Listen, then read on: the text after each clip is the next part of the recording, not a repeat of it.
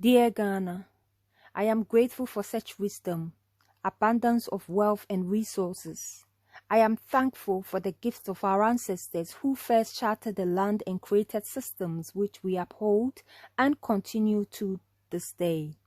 I feel proud, yet cannot hide from the pain of disappointment, the disillusion, shattered dreams and aspirations, hopes of many that have been plagued with barren lack, except to jump outside of the confines of our own, find ourselves outside just to make ends meet.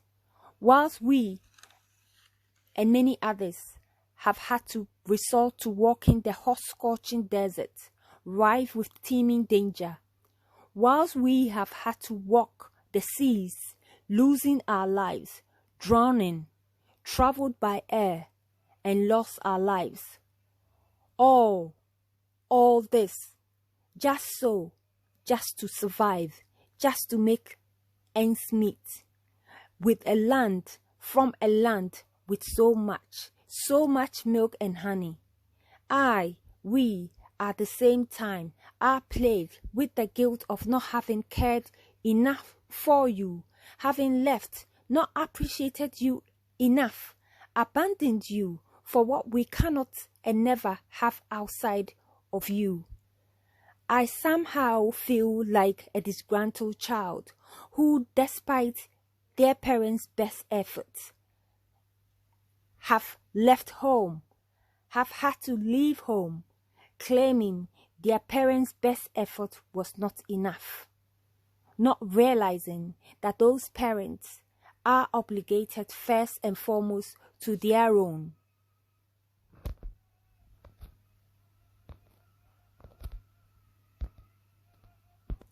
I feel pain, hurt, deep shame, and yet powerless. In fact, my heart aches when I behold the vast luxury, abundance on the continent, and yet not enough for their own, for your own kind to feed and receive nourishment, but to step outside in search of what can never be found. I sometimes feel that I did not care enough to have stayed, but that is beside the point, because it is never so that we did not care enough.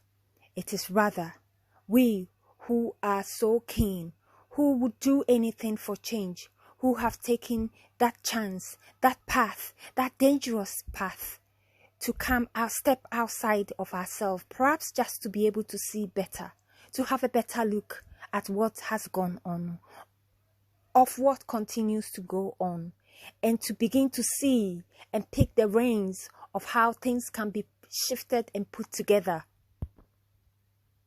No, we did not leave because we did not care enough. It is the lies, it is the heaps and heaps, the layers, the thick layers of grime, of greed, apathy, distortions, bureaucracy, corruption that pushed us out of the country. For how long was this to continue to go on? How long did we have to watch and watch for our mother to be pillaged day in and day out? Who would there for us? Who would avenge us?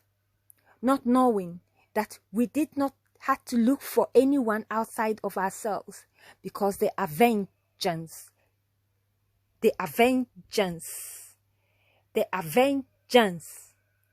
is from within us, comes from within us, for we embody the changes that we wanted to see outside of ourselves. Outside of ourselves is only a reflection of what we hold within us. Let us go within then.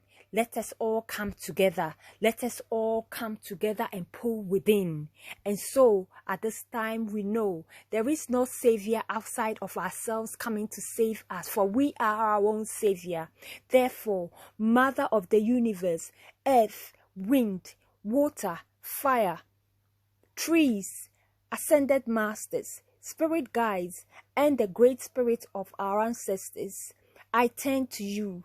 I turn to you to inspire, encourage, and trust in us all the necessary to play our part in this great awakening of Motherland, in this great renewal and awakening of the motherland, of our motherland, of all beings involved. So be it.